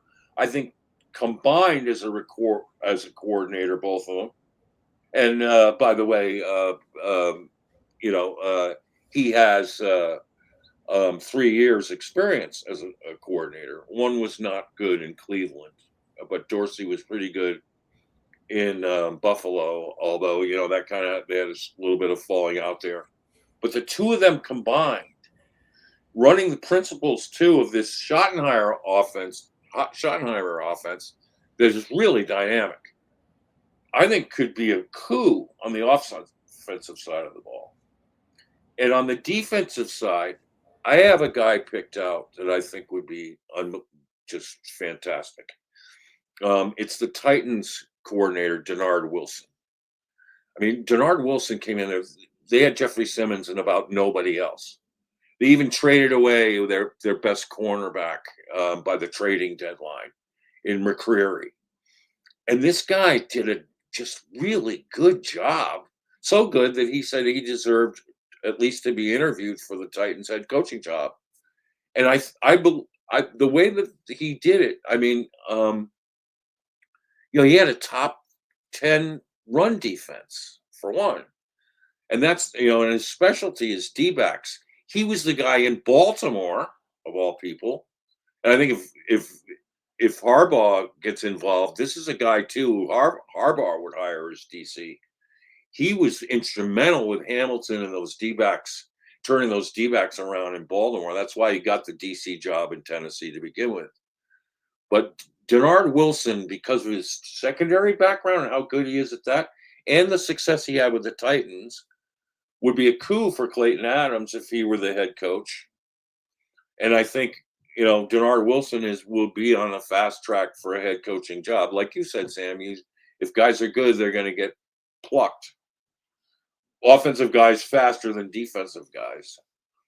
But I think psychologically for our Cardinals, as soft as things got, to bring a guy back you're familiar with, who knows he's no BS. He's all about playing hard for 60 minutes and playing super tough. I think psychologically that'd be the best, as good a transition as they can do, unless they can hire a guy like Harbaugh, who everybody will be like totally jacked, or Flores. I think if they hit on one of the top guys, but I think it's something to think about. I think Klayton Adams brought a special competitive advantage that few guys do. And that's in today's football. I think that's what you want out of your head coach. Yes, a leader of men, which he checks that box. But yes, you also want the guy who can adjust, and you want the guy who can create the edge that has his players going like, I think we're going to win this because we're going to be more physical than they are. We're going to win in the trenches this time around. And when we do, we're going to kick ass and win. So let me get your responses to that. Sam? Klayton Adams, I'm a fan. And he might be the only option who's never called plays right as my OC. At this time, at this juncture, he is not a head coach for the Arizona Cardinals. Okay. He's just not. I mean, right. I like him over Rudinsky and Shields and Davis Webb and Mike LaFleur, all guys who are OCs, and he's not an OC, but all guys are OCs who've never called plays. Right. I really like, if they said Klayton Adams is our new OC, okay, let's do it. As long as, if he were Mike McCarthy's or Mike McDaniel's OC, I think Klayton Adams. But Klayton Adams is going to be a head coach someday. If he keeps on this trajectory, right, he's definitely going to be a head coach someday, and he'll be a good one. But at this juncture, given what's facing the Arizona Cardinals this next 2 seasons, he's not ready. This football team, this squad, needs the next guy who stands up in front of him. He better have all the stature and experience and success in the world, because these guys just spent 3 years or 2 years or 1 season with the biggest knucklehead staff they could ever imagine. Their college coaches, their high school coaches had more experience in their jobs than this former staff. Right. Kyle? So I would say, I don't have to say it would be a bad hire. I'd say it would be a risky hire to bring in a Klayton Adams, because what you'd be bringing Klayton Adams in for is very similar to when Dan Campbell got hired by the Detroit Lions, where he's not necessarily a track record as a play caller. Right. It's a leader of men type of situation. Can coach guys. Yeah, he can coach guys on an individual level, Right. But we're also seeing the reason Dan Campbell is succeeding in large part in Detroit is excellent drafting, strong coordinators. I mean, Ben Johnson and Aaron Glenn both hit it out of the park with his coordinator hires. Right. And they just fired their offensive coordinator this morning after a 9-8 season where they weren't able to replicate what they were doing back with Ben Johnson and Aaron Glenn. So I think it's a risky hire because I don't think he has that inherent unique skill, that unique advantage that you talk about in terms of he's going to call plays and scheme things up in such a way that like he'll go toe to toe with Shanahan. And you would need to hit it out of the park with your coordinator hires and hit it out of the park with the quarterback too. That's the other big thing too. So I'm not saying it's a bad hire. I just think it would be a risky hire for the Cardinals to bring in, especially for, as we've talked about, a lame duck general manager who has to hit it on the head with this hire if he's going to keep his job. But it's not a bad hire at all. He'd be calling plays. I mean, with in conjunction with Dorsey or whoever his OC is in charge of the passing game, they'd be coordinating all that together and calling the plays together. So, and I think we've watched his scheming up front is epic. Mm-hmm. His teaching up front is epic. No question. I mean, and you talk about giving your team an advantage to win. That's why they were wearing teams down, and they were like, other teams didn't want to play us. Was that not only were they, the players coming full bore after them, but the schemes, the down blocks, and the pull kick block, kick tracks, the traps, the wide scheme, plays, and with backside help. I mean, he's got a command of offensive football for his side of the ball, for a running game as well as anybody in the league right now. I mean, maybe even he's the best in the league at it. So, that I get that he doesn't have head coaching experience. I think the Dan Campbell, even though he wasn't a celebrated NFL player himself, the Dan Campbell allusion is a good one. I think is in a way, because that's the kind of guy who's going to fire people up and get them coming off the ball. So I think it can work. That's the other thing. I am a big fan of Sacramento's Klayton Adams, but I don't know exactly how. That makes it even more special to me. I didn't know he was from Sacramento. Oh my God. Oh, now I'm just so.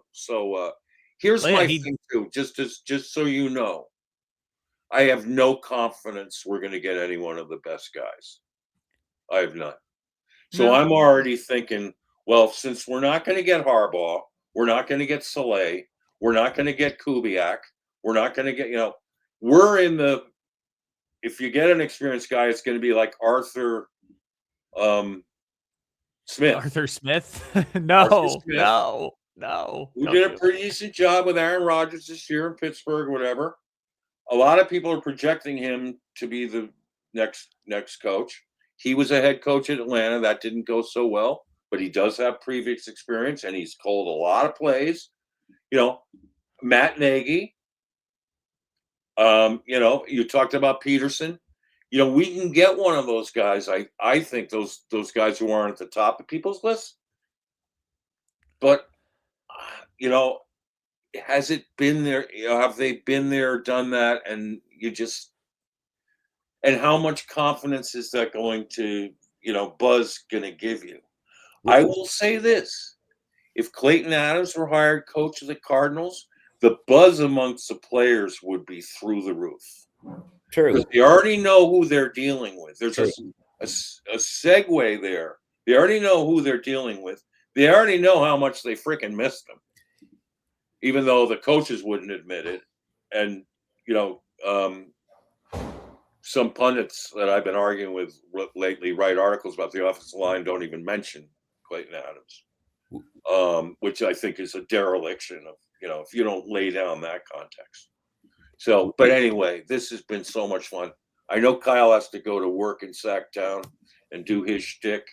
I know Sam has a tea time, and what is it, in about 20 minutes? Yeah. So, I can always push that. And I will say one more thing, a name we haven't mentioned yet. This will be my final thought for the show too. I'm Yeah. still pounding my fists on the table. Joe Brady. Oh, I okay. believe All in right. him. Let's pick up on Brady next time. Well, because they can't interview him yet because Buffalo's in the playoffs, but I am still big on. I believe he has the special quality. He's 36 years old. If you're gonna go first time coach, go with Joe Brady. I'm still gonna pound my fist on the table for him. Yes, and by the way, with Brady, I know one of the top predictors is predicting Brady to Arizona. So I forget who his name is, Frischella or whatever. He's got Brady going to Arizona. So we're gonna pick up on Brady and others next time. Red Rainers, we are probably going to be Wednesdays now.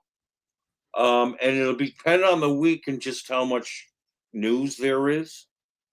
But I think we're probably good to go next Wednesday. So just mark that on your calendars, so you know that we're shifting from Mondays to Wednesdays. And hey, the Wednesday's Prince Spaghetti Day, so what could be better? So like Victory Tuesday, Taco Tuesday we had this year. That was a blue moon. Victory Taco Tuesday. Right here on Red Rain, we had it. So anyway, thanks to all of you. I hope you have a great week. Enjoy these playoff games from the colleges. Man, I'm just so psyched to see these games. The college Final Four, and then, of course, the playoff games are all going to be kicking into full gear. Enjoy it all. Get your popcorn. Stay home. Put the keys in a jar. Drink as much as you want. And go Red Rain. That's going to be my next thing instead of going through the whole shtick. This can end with go Red Rain. Love you all. See you next week.